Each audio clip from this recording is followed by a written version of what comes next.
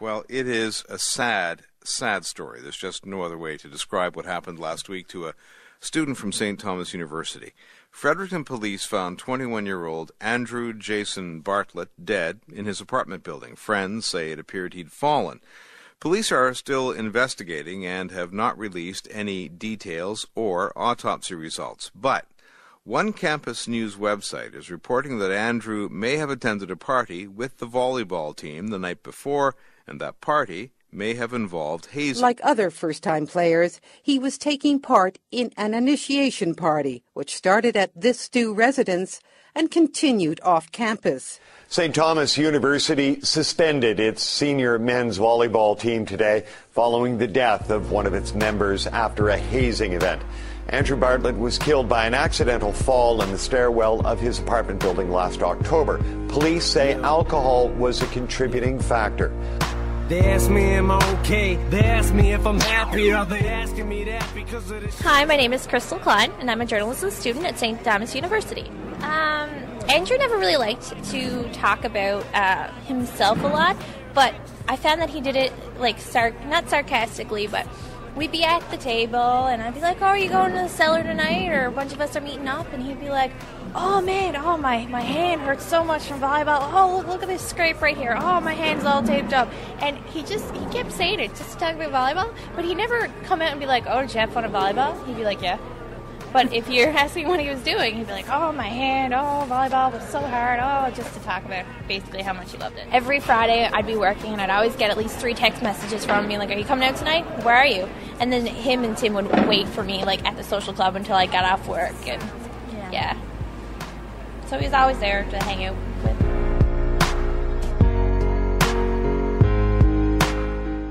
I'm Derek Montague. I always found he was a man of opposites with no in-betweens. He was either really quiet or really active, really outgoing and having a really good time, or really bored, and he never hid anything. If he was having a good time, you could tell. If he was bored with something, the expression on his face would be enough to let you know. So he was a very honest and sincere person. He never really seemed worried what other people would think of him if he didn't act a certain way, one way or the other. And he was somebody who progressively just came out of his shell. He was a bit shy in first year, and then, we would hound him to come out and do stuff, and eventually he was the one hounding us to come out and do stuff. And so he always made you feel welcome. He always made you feel like you were valuable in his life. So obviously, because of that, he was valuable in our lives. Difficult as it sounds.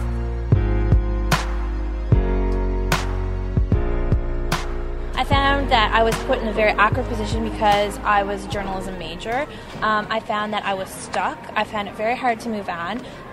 Come December, when we were still having story meetings about how we're going to update and how we're going to cover this, I don't know, in my mind I was like, well, there's no way I can present an unbiased story where I was at the hospital, I was there when I found it, I had to be one of those people to tell my friends, and it's just something that you do not want to go through again. But I kept reliving it for like 3 months afterwards because I was a journalism major, and it was something everyone felt needed to be covered. We were all worried about the potential dangers of having students cover such an issue. Jan was I met a lot of insensitive people during that span of time, and she was by far the most insensitive. This is Jan Wong. I'm an author and a journalist in Toronto. In the fall of 2010, I was the visiting Irving Chair of Journalism at St. Thomas University. I went to the class, and I had been primed by Don Dixon, who had sent me an email and said, I would like you to talk about the student's death. So I was ready for it, and I listened to the story meeting. And what surprised me was how no one was talking about the student's death. And I remember quite clearly that people proposed stories such as a feature on knitting, and a feature on Halloween. And I thought I was in the Twilight Zone because it seemed to me that the biggest story of these students' careers at university anyway had just happened, and nobody was talking about it. It was surreal almost to be in that situation. So I just launched right into it, and I remember I said how, it's fine to do these features during a slow news period when nothing's happening, but something big had happened on campus. And I could see that the students generally were very disapproving. The ones that weren't upset weren't completely incapacitated with grief. There were several who seemed to be unable to even do anything because they were so upset. But the majority just seemed to really sympathize with their classmates and think that I was an ogre and mean and shouldn't be doing this. It was unseemly and it was rude and it was uncaring. I wanted to send a message to the kids that you work through your tears. You do not stop. You still have a professional obligation to cover this story. And that's what I wanted to tell them. But I think they probably thought I was a terrible person, a terrible human being. If you do not want to see me again, I would understand. I would understand.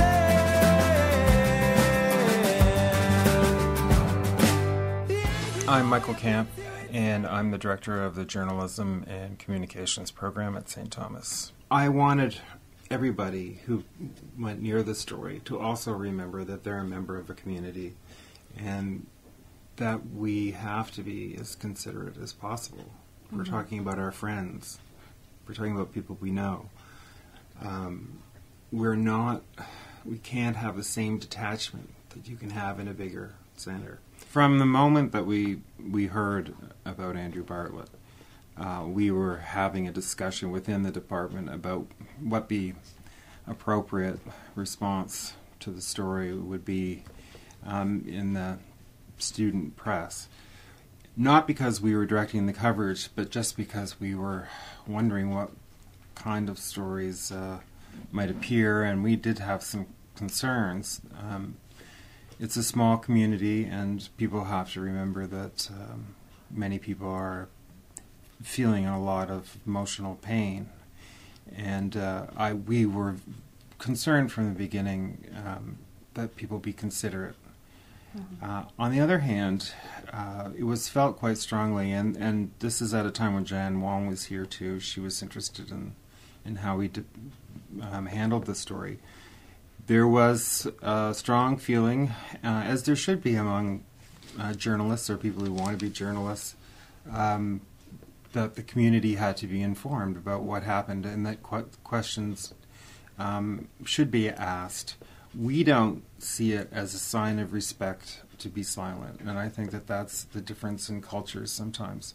Some people feel when something truly tragic happens that the appropriate thing to do is to shut your mouth. Mm-hmm. Or not ask questions, or not make phone calls, not trying to find out what happened. But I think that journalists have a responsibility. I don't see them as vultures who descend on grief for no reason. For the sake of the community at large, they ask questions. You have to be confident that you're doing the right thing all the way along, because you have an opportunity to do it responsibly, and if you make a mistake, it could cause a lot of pain. Yeah. And I didn't want to see that happen. Julian Walker, assistant professor in journalism and communications. I found those sessions very anguished. Okay. I didn't always agree with Jan and her approach. I felt she was taking a very aggressive approach. I'll tell you, I'll set out a concept I would call the compassionate community. Okay. And one little example which maybe illustrates is if you're a photojournalist in a subway and a little old lady is walking towards the tracks and you're the photojournalist, do you take the picture or do you grab her arm? And for me, in a compassionate community, you would always take the arm rather than get that picture. And I think and I was very impressed with the way the Aquinian handled the whole thing, so don't take it badly. But I think overall, the university forgot a bit about that compassionate community. I think we've lost our innocence a bit. What do you mean? As a campus. Yeah. Maybe as a journalism school too. Andrew is a really awesome person, and I just hope that everyone knows that. Somebody who dies like that deserves to have his memory defended and honored. Don, I like Don.